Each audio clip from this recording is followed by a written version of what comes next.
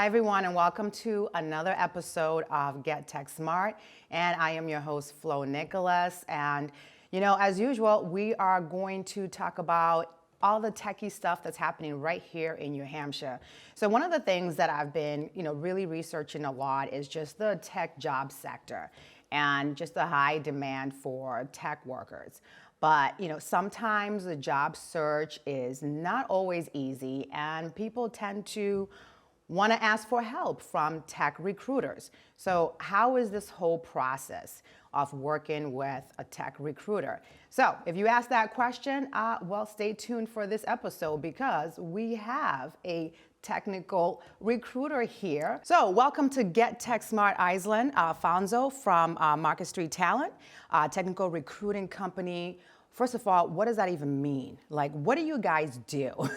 So we are an IT staffing firm based out of Portsmouth, New Hampshire, and we find clients who need help filling IT roles, and then the recruiting staff finds IT talent to fill those roles. So I can talk more about that as we go. Yeah, you know what? Let's break it down, right? Because right now, one of the things I'm seeing is that there's a high demand for IT roles.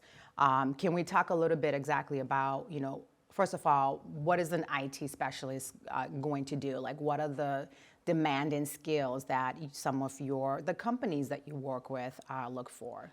Sure. So we hire for the whole IT vertical, but most of those roles do require strong oral and written communication. So that's a really great thing to work on. And making sure that your resume is presentable, your LinkedIn profile has a good profile picture that's professional, and some detailed notes underneath your roles about what kinds of technology that you've worked with and what things that you've done specifically in those roles. That really helps hiring managers to get a good picture of who you are as a candidate, and the recruiters to see if you might be a fit for a specific role that they're looking for. So we basically have a team of account executives who goes to clients and offers our services, tells them about working with a recruiting agency and what that can mean for them and what kind of things it can take off of their plate. We find the talent on the recruiting side of things by searching on different platforms like LinkedIn and Monster and Dice. Yeah. And we look for specific keywords, look through profiles and see if people have those, and then we do outreach and talk to people and see if the job is a fit for their skill set, but also if they would like to be in this position and the culture would be a fit for them from the company's perspective. So we're really trying to make like a perfect match. Yeah, it's like matchmaker, right? Yeah. But except for company and employee.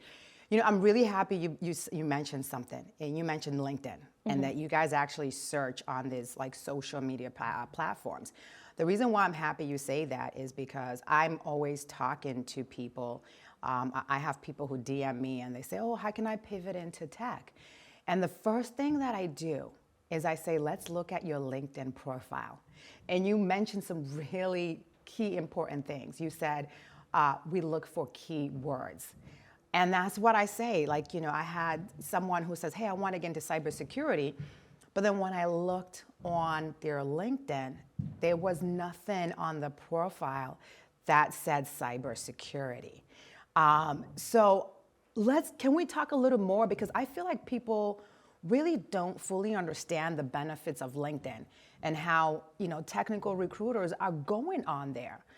So what are some of the key words that when you're searching for, someone in the IT sector, can you just give us a couple of keywords you look for? Sure. So I'm actually a perfect example. I transitioned from being an elementary school teacher to being a technical recruiter. So I built my LinkedIn profile in January of 2022, like very recently. And what I did was I made sure that in my header underneath my name, I put that I was aspiring to be a technical recruiter.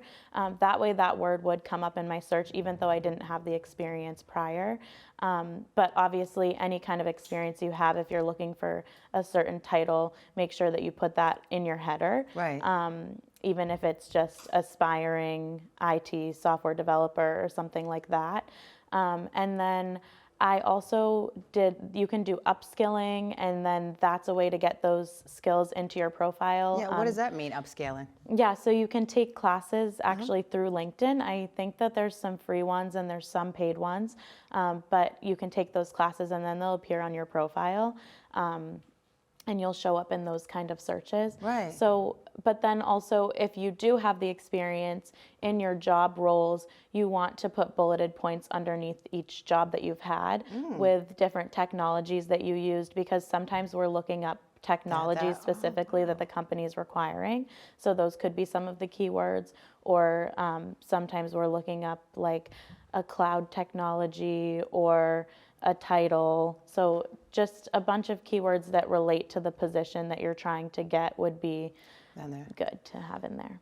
You know, that's a fantastic tip, because a lot of people, struggle, and I've literally had people say, I don't even know where to start. And I think what you just highlighted is fantastic, because adding those technical skills that you have, and also taking, like you said, upscaling, I call it level up. I normally say level up your background is highly beneficial. Okay, but let's walk through the process. So it's me. I'm calling you. I'm looking for a role. How do you get me from, hey, I'm looking, to, hey, I'm hired? Yeah, so typically we are doing the searching to find candidates. So in tech, the really great thing for IT professionals is that they typically are used to having this available to them, that people are seeking them out, because there are so many open tech roles all over the place. But I also do have some people reach out to me that they're looking, and if somebody were to reach out to me that they were looking, I would take a look at their LinkedIn profile. Since we are an IT staffing firm, we have multiple clients and multiple job openings in different variety of IT positions.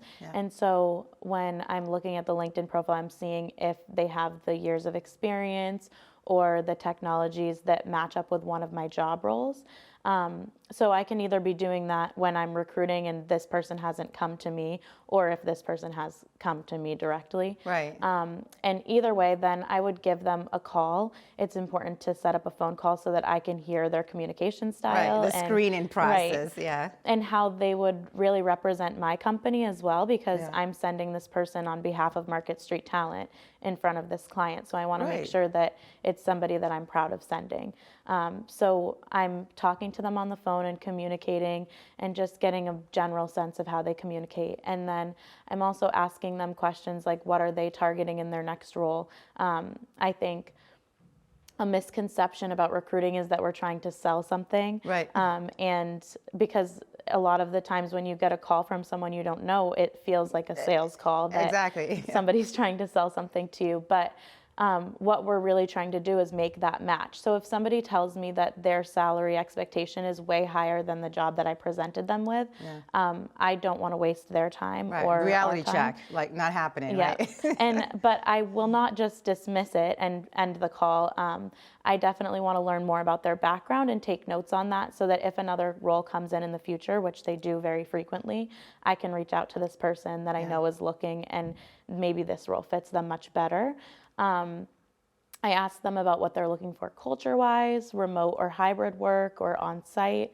I ask them all about their background and the experience they have with different technologies.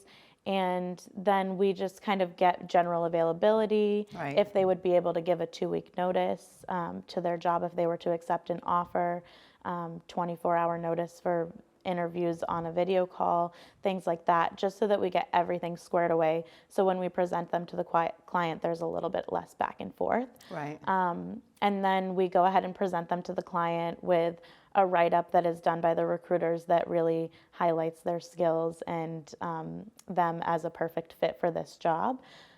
the client ultimately makes the decision whether they'd like to interview or not. So that's where the resume comes in, and we also do help with resumes. So we'll get a resume in and we'll look at it, make sure that it's uniform and that everything's spelled correctly and the grammar is correct, so that it's really being presented to the client in the best way. And then the client will decide then from there if they'd like to move forward with an interview. And when that happens, we walk the candidates through the interview process. We prepare them with information about the company, who will be on the call with them, so that they can do that research a little bit easier than they would have to on their own. And then we schedule the interviews with the client. We're doing a lot of that middleman work. Right. And then after the interview, we call to see how it went. We ask them how they're feeling. Now this is your client. You're calling the candidate to ask them how everything Correct. went. Yeah. Okay. So I'm on the recruiting side, so I'm calling the candidate to ask how it went and how interested they are. Make sure that they're still feeling really excited about the position and what they learned from the interview, because that gives us insight into what the client is actually looking for. But then on the account executive side, they're also calling the client to check in. Okay, that's what I wanted to know. Yeah. So we really keep these relationships really strong on both ends. Right. And have two dedicated teams to do that. Oh, that's so fantastic. that we can make sure that everything goes as smoothly as possible. Right. And do you get feedback from the client to say, hey, this person was missing A, B, C, D? Absolutely. Okay. Yeah, we get feedback from the client, and we kind of take that and look at it and decide, is this something that will help this candidate moving forward? So when I give feedback to a candidate, I like to be very transparent with them. But if it was something that wouldn't be helpful and maybe just hurtful, I would not choose to share it. But typically the client's feedback is really positive, and they give us constructive. So if they're not choosing to go with a candidate, they're giving us constructive feedback, and that's helpful on the candidate side. Yeah. And then they usually give us pretty detailed feedback that we can work with. Yeah, and that's fantastic, because it's stressful interviewing, and I can tell you that from firsthand experience. I went from being in corporate technology operations for over 7.5 years, and I'm like, oh, I want to do a career pivot. This is going to be so easy. And then I was like, oh my gosh, this is difficult. Literally applying for jobs is very stressful.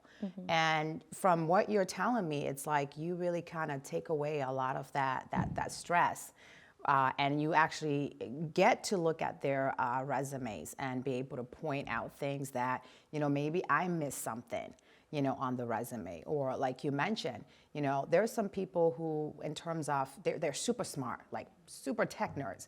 But then when it comes to articulating, their background and their skill sets, they might not exactly be that great. Not everybody interviews very well.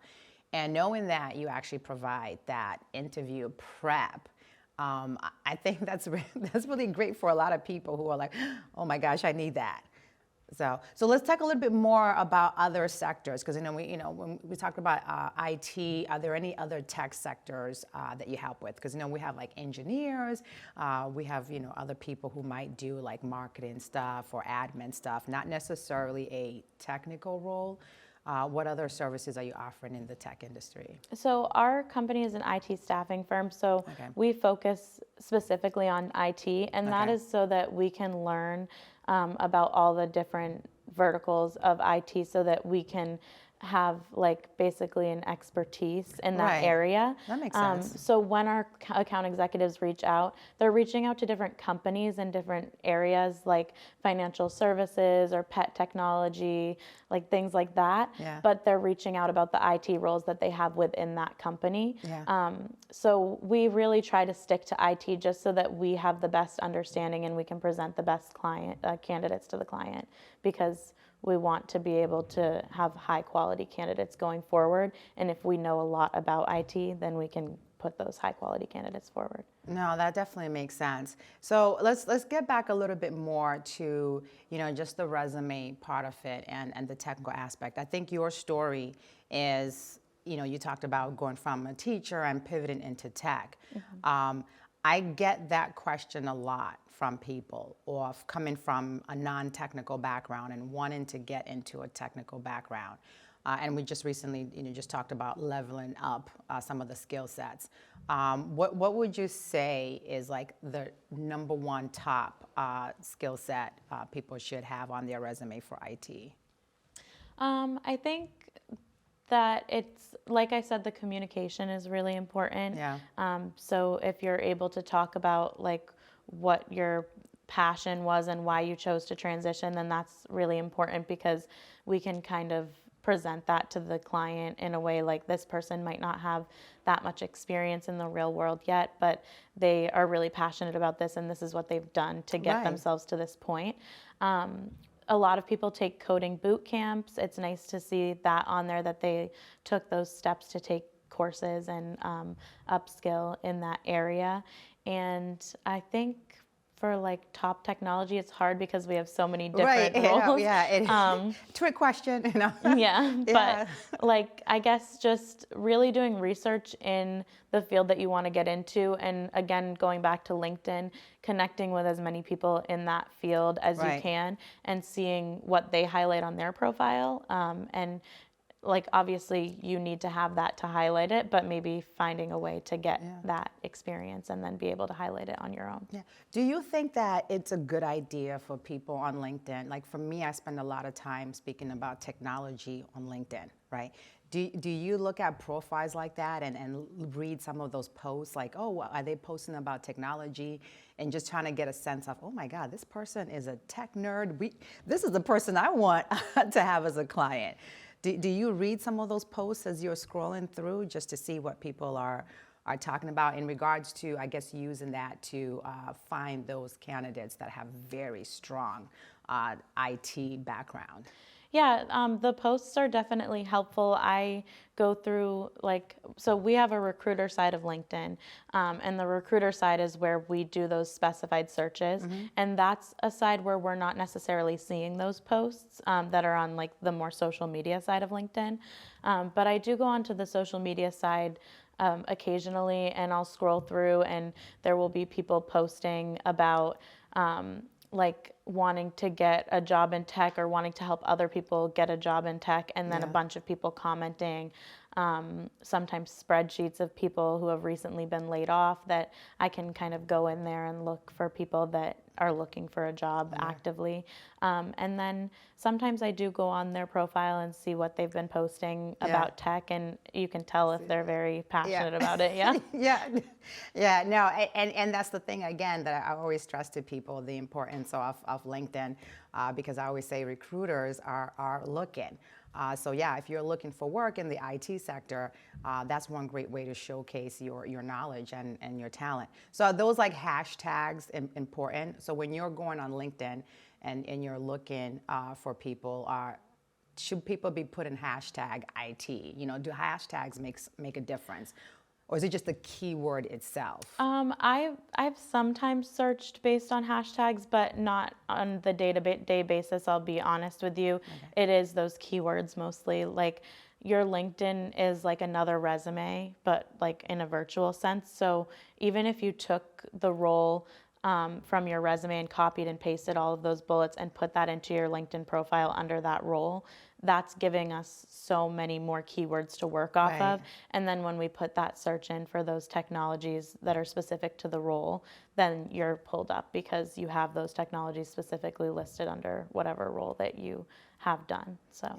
So now what's the level? Because I know we have people who are, hey, I have 10 years experience, and there are people who are like mid-level, and there are people who are like, I'm 0 to 1 year experience. Like, so the roles that you guys are normally getting, are you seeing availability for people who are looking to pivot and they're just like starting into tech? Or is it mostly, people with like more experienced years in the tech sector, IT sector? Yeah, I don't see really a specific like one that I'm seeing more of. We have some companies that are hiring for someone with 10, 20 years or more of experience. We have some companies hiring for 3 to 4 years, some 1 to 2. Most of them do require a little bit of experience, like at a tech company, like maybe a year or so minimum if they're hiring for one of those more junior roles. Right. But there are some companies that they do count internship or co-op experiences as part of that experience, and they also might count like some schooling or like a master's degree or something like that. I do mostly see 1 to 2 years is preferred in the industry, but there are some cases where you could be coming right out of a boot camp and just really talk about what you've learned there and how you've applied it maybe in your personal life, or you have a GitHub that's like a portfolio website showcasing some of the coding that you've done, and we can take that like strong communication skills that we hear over the phone and really like speak to that. Right, dress it up, yeah. make the candidate look good. No, that's definitely fantastic. Now, are companies who are searching within that 1 to 2 year time frame, are they showing like a willingness to want to train? Or maybe that person is kind of like shy off that 1 year. But are companies willing to train and give some of these job candidates an opportunity? Well, so part of our job is to make sure that we're finding the right fit for the company. And they're definitely very transparent about what things would be nice to have and what things are required. So when we're talking to someone, if the company was very clear that a certain technology was required and that person doesn't have that, they wouldn't be a fit at that time, because the company's made it very clear that that's something that's required of them already. But then some of the nice to haves, if they're including those, we can talk about like, have you worked with this technology before? And then a candidate might say, I've heard of it, or I did it in my boot camp a little bit, but not very much. Right. And then we're just kind of honest about that with the candidate or with the client, and they decide what kind of training they're willing to do. I think if they're hiring for a more junior role, there's some kind of like common sense to they might have to do some training there. But we definitely make sure that they have the required technologies that the client is looking for. Yeah. So during the pandemic, we've seen like a lot of companies transitioning into more remote roles, right? Now it's like we don't know what to do with ourselves. We become so accustomed to working remotely, but now people are like, hey, we're coming back to the office. And people are like, no, I'm not. Are you seeing a higher demand of job candidates who want remote work? Or people are like, hey, I don't care, office, remote, whatever you give me, I'm fine. I would say there's a good mix. There are definitely people who have worked remotely that feel like that's the right setting for them and they're only looking for a remote job. And that we have plenty of remote jobs and hybrid jobs, so we can kind of work with that if they fit the skill set. But then there's also some people that I've talked to that say, I'm looking for hybrid. I've been working remote for 2 years and I really want to get back in the office and I miss that social interaction. So I would say it's a pretty good mix. It's definitely easier to find people remotely because I can look all over the country. Exactly, yeah. But it's a good mix of people that want to be remote and in person, and we definitely have a good mix of roles that are remote and in person as well. Yeah, no, and I think that's one of the things, like the constant debate of, remote in office. But like you said, there are some people who are like, get me out of this house. If I have to see my kids one more time, I'm going to lose it. So yeah, so I'm happy there's a flexibility of options available. So how do you appease concerns of people who've worked with recruiters in the past and they feel like they've been ghosted, because that's one big issue that I see a lot that comes up, where people are just reluctant, like, oh, I don't want to be ghosted, it's mentally draining. How do you respond to that? Yeah, I was going to say earlier, actually, when you were talking about us giving the feedback, I was going to say, like, at our company, people can definitely count on that they're going to hear from us. Like, we've built that relationship and we've built that trust with candidates, specifically on the recruiting side. I think it's really just proving to them that there are good recruiters out there, just by keeping that communication ongoing in a timely manner. Right. And in our initial phone call, like, I'll say at the end of it, I'll probably reach out to you in 2 to 3 days when I hear from the client, but if I don't hear from them by then, I'll reach out to you anyways and let you know that I haven't heard anything, because any update is an update. Right. And that just helps build trust that I haven't forgotten about you. I am working on this, but I just haven't heard anything yet, and I'll get back to you as soon as I do. And then just kind of checking in about where they're at as well, because Right. it's not all about us sending them to the client, and this isn't the only thing on their plate. So making sure that we kind of get a sense of where they are in their job search, and if we're taking maybe a little bit longer to get back to them and they're moving on something else, that we can get things moving a little bit quicker so that we can help be competitive for them. No, that's really good. And well, let's be honest too. The other thing is, not every role your client is going to get, right? So there's that rejection that sometimes comes. How do you redirect your clients and help them, move on? Because I know one of the things I like to say is rejection is redirection. Sometimes it's easier said than done. You want to cry for a little bit, but how do you encourage job seekers that you work with to, hey, nope, this is just one job. Let's keep it moving. What are some of the strategies that you use? Yeah, those can be like tough conversations to have sometimes when somebody was really excited about the job and Yeah. I helped them get really excited about the job. But just as long as I have constructive feedback that I can give them moving forward, that's really helpful, because I have something solid to base my feedback off of. And then I always like to end the call by telling them that I'll keep in touch, and if anything else comes across that would be a fit for them, that I'll reach back out again.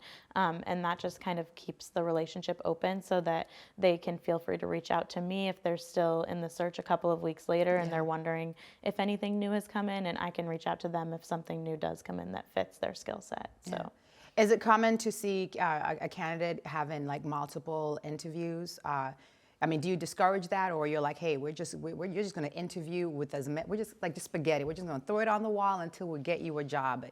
Is it okay to have multiple interviews going on? So within our company, we like to submit them to one job that they really fit with.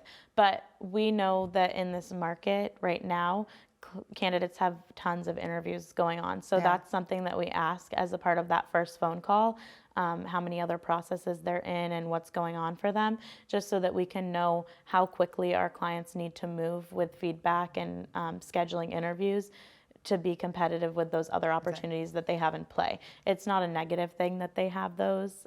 That's great. Fabulous, yeah. But it's good to know and be aware of so that we can see how active they are on the market. And well, let's talk about that real quick, because that's one of the things that I get feedback from people is just, oh my God, this process is so long. Like it's like 2 months, 3 months, and within that 2-3 months, you could have lost that job candidate to another company. So, are you working with these companies to also educate them or help them or provide them with some type of a feedback to say, hey, when it comes to letting us know whether you want to move forward with this job candidate, speed up the process. Are you having those type of conversations with companies? Yeah, absolutely. So on the recruiting side, we're telling the account executives at my company what we're hearing from candidates on the market and how quickly things are moving on their end. And the account executives are able to go back to the clients because they're really the ones in direct contact with clients. Right. And they're going back to them and telling them, like, this is what we're seeing. People are moving really quickly. Typically, people are going through maybe 1 or 2 rounds of interviews instead of 3 or 4. Is there any way that you can get more people together at once and maybe condense the process a little bit? And just, we want it to be really smooth for the client as well. So whatever works best for them is what they're ultimately going to do. Right. But our account executives go to them in a respectful manner and tell them what they're seeing from the candidate side. You snooze, you lose. And, So, no, that's great. So one of the dreaded things, and even someone like me, even with a law degree, the one thing I always had a difficult time with, where I always made me nervous, is when they start the salary negotiations, and they're like, oh, how much do you want? And I don't know, that question, I just start sweating, So how are you helping your job candidates to make sure that they're getting like the most competitive salary? So that conversation for us actually happens at the beginning of the process, which I Love know is it. kind of backwards from. No, it's not. That's the way it should be. I love that. Yeah, so that initial conversation is when we'll ask the candidate what they're looking for as far as a salary or an hourly rate going into their next position, and what would really be motivational for them to make a move from the position that they're I love currently how at. you say that. What would be motivational to make a move? I love that. It's the way you say that. Yeah, so we make sure that we have something that is above what they're currently making so that it is motivational to them. What percentage would you say? That it just really depends, depends. yeah. It's kind of like what they're seeing in the market and what their other interview processes are offering as well. And then also what's reasonable from what they're currently making. So some people will share what they're currently making. We don't ask that directly. We really ask that question in a way of like, what are you looking for? What are you targeting into your next role? Because that's really the respectful way to ask. And some of them will share and some won't, but we just really ask more questions until we really nail down a rate that is motivational for them, but also reasonable. Right.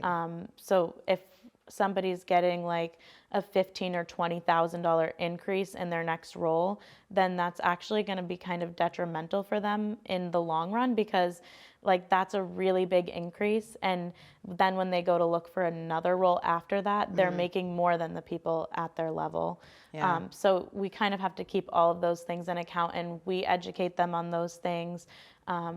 We ask them what they're targeting, and we just come to a comfortability level that they're comfortable with us sending them at a certain rate. And then that is pretty much what the client goes off of the whole entire process. They know going into the interviews, this is what this person is asking for, and then it's not a surprise at the end, and that's typically what they go with towards that. Yeah, so. and I think, you said it was always, I think it's backwards, but I think what you guys are doing is perfect, because like you said, you don't want to go through this whole process talking to someone just to realize once you get to the final interview that the salary is just not going to work, right? So I think it's beneficial to both you and the job candidate as well as the company to have that information available right at the beginning. So what's the state of the tech industry in New Hampshire? What do you see the future? Are you seeing more jobs that are coming in? Are you seeing things kind of slow down? I guess that's what I mean in regards to what do you see the future right now? I think we see plenty of jobs coming in, and there's a lot of need for people in New Hampshire. A lot of our clients that are specifically in New Hampshire want people that are hybrid or on-site. Some of them are fully remote, but a lot of them are looking for people that can come into the office at least every once in a while. Yeah. So I would say that we're looking for more IT professionals who want to live and work in New Hampshire, definitely. And then the tech industry as a whole, I think it's always going to be really booming, Right. and needing people. So yeah, and what would be like one of the perks for someone who's looking to relocate in New Hampshire, for example, because we already, people who live in New Hampshire, you guys already know about our state, but for someone who's looking to relocate into New Hampshire, come and work with you to get a role at a tech company, what would you say one of like the big benefits are for working and living in New Hampshire? I think what I see the most is the income tax, obviously. Yeah. Yes. I've had candidates that have a job offer in Massachusetts and a job offer in New Hampshire, and they're more likely to take the job offer in New Hampshire because of the tax situation. So Right. I would say that's definitely a benefit to living and working in New Hampshire. So. And then the why. Why come work with you and your team? Like, how do you stand above the rest? Yeah, so on the client side, I would say it's really low risk. We're looking for these people to fill your roles, and we're doing all of the research and bringing the most high quality people forward to you, and you pay for our service if you choose to hire one of the people that we bring forward. So that's just like a no-brainer, like take us on and we will find you the best person, and then you'll pay for it if it works out. And then for the candidate side, we are very communicative. We care about the relationships with our candidates, and we want to get them the next best role. Yeah. And no the perfect ghosting. fit. Yeah, no ghosting. Yeah, and we want to be the best IT Yeah. staffing firm from the seacoast to the greater Boston area. So we take action to make that happen, and we really do our research and build those relationships. And I think it does stand out above some other agencies because we take the time to build those relationships on both ends. Yeah, no, this is great. I mean, I think of a lot of the services that you're offering, and one thing I'm really glad that we're able to really talk about is just the recruiting process, the looking at the resume, why LinkedIn matters, because I'm just so happy we talked about that, because I can't tell you how many times I tell people the importance of having those critical key terms on the resume, having those critical key terms on LinkedIn. So to have someone who has your expertise repeat the same things I say to people is confirmation just how important it is. But is there any last thing that you would love to share with the audience that I might have accidentally missed? Yeah, I would just say we have all the social media platforms, so you can look up Market Street Talent on Twitter, Instagram, LinkedIn, and all of those social media platforms and follow us. And we post about our IT opportunities, so that's a way that you can reach out and apply. And then clients can find us that way as well. And Yeah. we're constantly posting and showing new opportunities in New Hampshire and beyond. So. No, that's awesome. Well, this has been a really great chat. I actually haven't really had the opportunity to speak to someone on the recruiting side of the house. So you really opened up my eyes to a lot of things, and I think also to the audience as well that are going to find this to be very beneficial. And if you are looking for work in the tech sector, you might want to repeat this episode. Watch it a couple of times because there was some fantastic golden nuggets of what it takes to get a IT role. And if you're looking for an IT role and you just don't want to have to deal with the stress, well, you know who to look up now. So thank you once again for watching another episode of Get Tech Smart. Stay tuned for more.